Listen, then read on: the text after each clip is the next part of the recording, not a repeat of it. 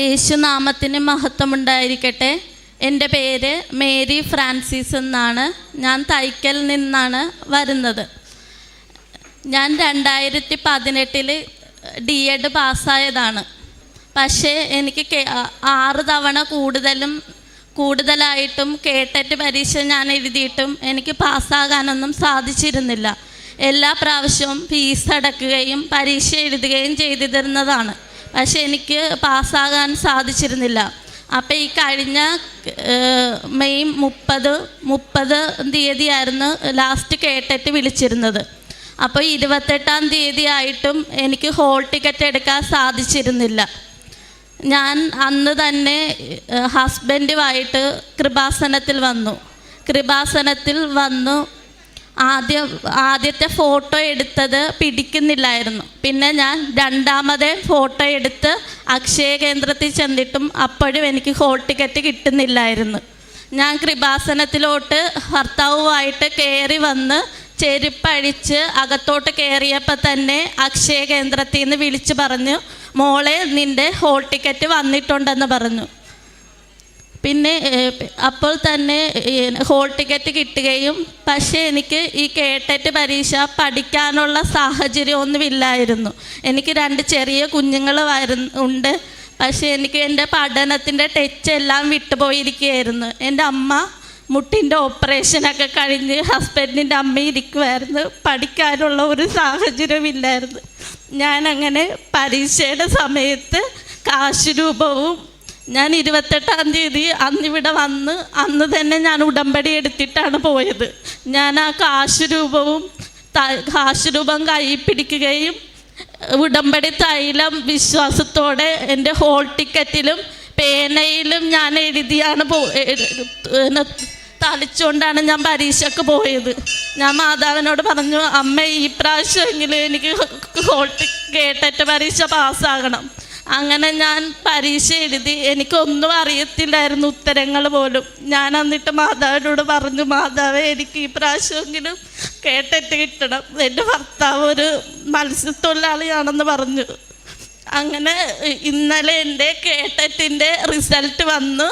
ഞാൻ പാസ്സാകുകയും ചെയ്തു. ഞാൻ മാതാവിനോട് പറഞ്ഞു, എൻ്റെ റിസൾട്ട് ഇന്നലെയാണ് വന്നതെങ്കിൽ ഇന്ന് തന്നെ ഞാൻ മാതാവിൻ്റെ അടുത്ത് വന്ന് സാക്ഷ്യം പറയാമെന്ന് നേർന്ന് ഇന്നലെ ഞാൻ 6ാമത്തെ തവണ കേട്ടറ്റ് പാസ്സായി. പിന്നെ ഞങ്ങൾക്കൊരു വീടില്ലാന്ന് വെച്ചാൽ ഒരു ഷെഡായിരുന്നു. മഴ വന്നാൽ കുഞ്ഞുങ്ങളെയൊക്കെ കൊണ്ട് കിടക്കാനൊക്കെ ബുദ്ധിമുട്ടായിരുന്നു. കടപ്പുറത്തായതുകൊണ്ട് ദൂരപരിധി ഉള്ളത് കൊണ്ട് വീട് അനുവദിച്ച് കിട്ടാൻ ബുദ്ധിമുട്ടായിരുന്നു. അതിൻ്റെ പേപ്പറുകളൊന്നും നീങ്ങണില്ലായിരുന്നു. ഈ ദൂരപരിധി ഉണ്ടല്ലോ ഇപ്പോൾ, അതുകൊണ്ട് വീടിൻ്റെ ഒരു സാഹചര്യമില്ല കിട്ടാനുള്ള. അപ്പം ഞാൻ പ്രത്യക്ഷീകരണ പ്രാർത്ഥന ചൊല്ലിക്കൊണ്ട് എപ്പോഴും പഞ്ചായത്തിലോട്ട് വിളിക്കുമായിരുന്നു. വീടിൻ്റെ എന്തായി, പേപ്പറൊക്കെ എന്തെങ്കിലുമൊക്കെ ആകുന്നുണ്ട്. അപ്പോൾ ഒന്നും ആകുന്നില്ലായിരുന്നു. ഞാനപ്പോൾ പ്രത്യക്ഷീകരണ പ്രാർത്ഥന ചൊല്ലി കണ്ണുനീരോട് പ്രാർത്ഥിച്ചു, മാതാവേ എൻ്റെ ഈ കുഞ്ഞുങ്ങളെയും കൊണ്ട് മഴയത്ത് ഞാൻ ഈ വീട്ടിലാണല്ലോ കിടക്കണം, ഞങ്ങൾക്കൊരു വീട് തരുമോ മാതാവേന്ന്.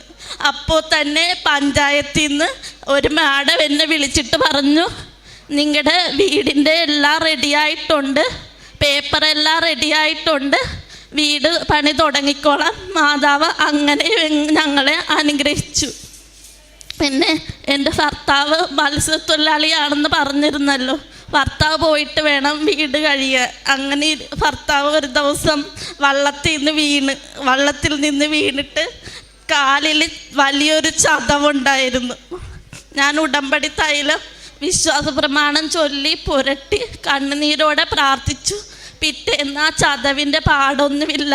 പിറ്റേന്ന് തന്നെ ജോലിക്ക് പോകാൻ തുടങ്ങി.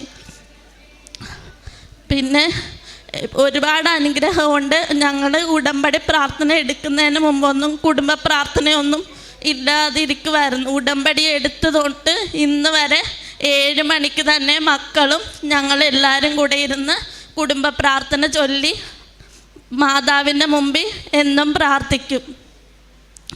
കൂടാതെ തന്നെ പ്രേക്ഷിത പ്രവർത്തനം ഞാൻ മാതാവിനോട് പറയും, മാതാവിൻ്റെ ഭർത്താവ് മത്സ്യത്തൊഴിലാളിയാണല്ലോ, ഞാൻ എങ്ങനെ ഈ പ്രേക്ഷിത പ്രവർത്തനം ചെയ്യും മാതാവേ, എൻ്റെ ഭർത്താവിനോട് ഞാൻ എങ്ങനെ പറയും ഇങ്ങനെയുള്ള സഹായങ്ങളൊക്കെ ചെയ്യണം? അപ്പോൾ ഭർത്താവ് എന്നോട് ചോദിച്ച്, എന്തെങ്കിലും പറയാനുണ്ടോ നിനക്ക്? ഞാൻ പറഞ്ഞു, ഇങ്ങനെ ഉടമ്പടി പ്രാർത്ഥനയിൽ പ്രേക്ഷിത പ്രവർത്തനം എന്തെങ്കിലും ചെയ്യണം, നമ്മളെങ്ങനെ അത് ചെയ്യും എന്നും ഭർത്താവിനോട് പറയും. ഭർത്താവ് പറഞ്ഞു, എന്താന്ന് വെച്ചാൽ നമുക്ക് ചെയ്യാം. അങ്ങനെ ഞാനും എൻ്റെ ഭർത്താവും കൂടെ ഒരു മാനസികാരോഗ്യ കേന്ദ്രത്തിൽ പോയി അവർക്ക് ആവശ്യമായ ഡ്രസ്സും സോപ്പ് അങ്ങനെയുള്ള കാര്യങ്ങൾ ഞങ്ങളെ കൊണ്ട് സാധിക്കുന്ന വിധത്തിലെല്ലാം അവരെ സഹായിച്ചു. ഞാനിപ്പോൾ എനിക്ക് നമ്മുടെ ഫോണിലാണ് എപ്പോഴും ഇന്നത്തെ യുവജനങ്ങളും കാലഘട്ടങ്ങളെല്ലാം. പക്ഷേ നേരത്തെ നമ്മൾ ഫേസ്ബുക്കും വാട്സപ്പും അങ്ങനെയൊക്കെ നോക്കി സമയമൊക്കെ കളയുമായിരുന്നു. പക്ഷേ എനിക്ക് എൻ്റെ ജോലികൾ എല്ലാം, കുട്ടികളെ സ്കൂളിൽ വിട്ട് എൻ്റെ വീട്ടിലെ പണികളെല്ലാം കഴിയുമ്പോൾ ഞാനിരുന്ന് അച്ഛൻ്റെ ആരാധനയും എൻ്റെ അമ്മ എന്ന പ്രാർത്ഥന, ആത്മീയ ചാനലിലെ പ്രാർത്ഥനയാണ് എപ്പോഴും ഇരുന്ന് കൂടുന്നത്. ഇത്രയേറെ എന്നെ അനുഗ്രഹിച്ച അമ്മയ്ക്കും തിരുക്കുമാരനും കോടാനുകോടി നന്ദി. യേശുവേ സ്തോത്രം, യേശുവേ നന്ദി. സാക്ഷ്യത്തിൽ നിന്ന് തങ്ങളുടെ കുടുംബത്തിലും വ്യക്തി ജീവിതത്തിലും ലഭിച്ച പരിശുദ്ധ അമ്മ വഴി ലഭിച്ച അനുഗ്രഹങ്ങളാണ് പറഞ്ഞത്. ആദ്യം ഒരു എക്സാമിൻ്റെ കാര്യമാണ് പറഞ്ഞത്. ഈ മകൾ വ്യക്തമായിട്ട് പറഞ്ഞു, 2 കുഞ്ഞുങ്ങളുണ്ട്, വീട്ടിലെ സാഹചര്യങ്ങൾ പഠിക്കാനായിട്ട് പറ്റുന്നൊരു സാഹചര്യമല്ല. ഒന്നാമത്തെ കാര്യം, ഒരു നല്ലൊരു വീടില്ല, 2 കുഞ്ഞുങ്ങളുണ്ട്. ഈ ഒരു സാഹചര്യത്തിൽ ഇപ്പോൾ നമ്മൾ ഉടമ്പടി പ്രാർത്ഥനയുടെ ടേം അനുസരിച്ച് നമ്മൾ പറയുമ്പോൾ ഈ മകളുടെ മെറിറ്റ് ഒന്നുമില്ല. കാരണം പഠിക്കാനുള്ള സാഹചര്യങ്ങളൊന്നും ഇല്ലാതിരിക്കുമ്പോൾ ഒരൊറ്റ ആശ്രയം അമ്മ മാതാവിലുള്ള പ്രാർത്ഥനയും ആശ്രയവുമാണ്. അത് 6ാമത്തെ തവണ എഴുതുന്നു, ഉടമ്പടി കാശുരൂപമായിട്ട് പോയി എഴുതുന്നു. ഉടമ്പടി കാശുരൂപം എന്നത് മാതാവിൻ്റെ കരം, പ്രാർത്ഥനയുടെ ശക്തി, ദൈവം കൂടെയുണ്ടെന്നുള്ള ഓർമ്മപ്പെടുത്തലാണ്. അങ്ങനെ പോയി എഴുതുന്നു. അമ്മയുടെ മധ്യസ്ഥ സഹായത്താൽ എക്സാം പാസ്സാകുന്നു. പിന്നെ ഇവിടെ വരുന്ന സാഹചര്യം തൊട്ട് തന്നെ പറയാനുണ്ട്, ഹോൾ ടിക്കറ്റിലുണ്ടായ ബുദ്ധിമുട്ടും. ഇത് പല സാക്ഷ്യങ്ങളിലും വളരെ കോമൺ ആയിട്ടൊരു കാര്യമാണ്. പരിശുദ്ധ അമ്മ ഈ മണ്ണിൽ കാലുകുത്തുന്നവ ആരെയും നിരാശയിൽ വിടുന്നില്ല.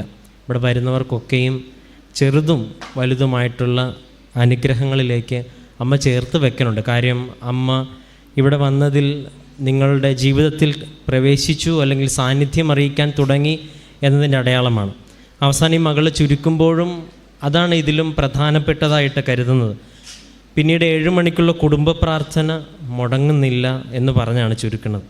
ഇപ്പോൾ ജീവിതത്തിൽ എവിടെയാണ് നമ്മുടെ ശക്തി സ്രോതസ്സെന്ന ചോദ്യത്തിന് കൺക്ലൂഡ് ചെയ്യുമ്പോൾ മകൾ തന്നെ ഉത്തരം തരുന്നുണ്ട്. ദിവ്യബലിയും കുടുംബ പ്രാർത്ഥനയും അത്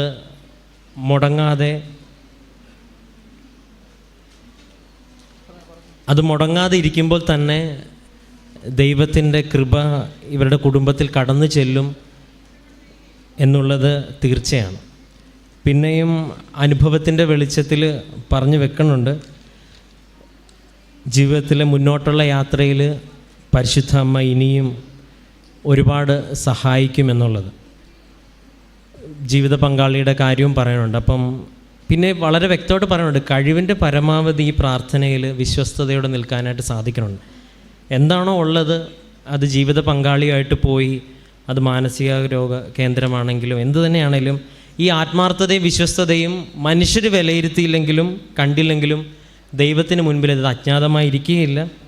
ദൈവം വിശ്വസ്തനായതുകൊണ്ട് ദൈവം കൂടെ വരും, പരിശുദ്ധ അമ്മ കൂടെ വരും.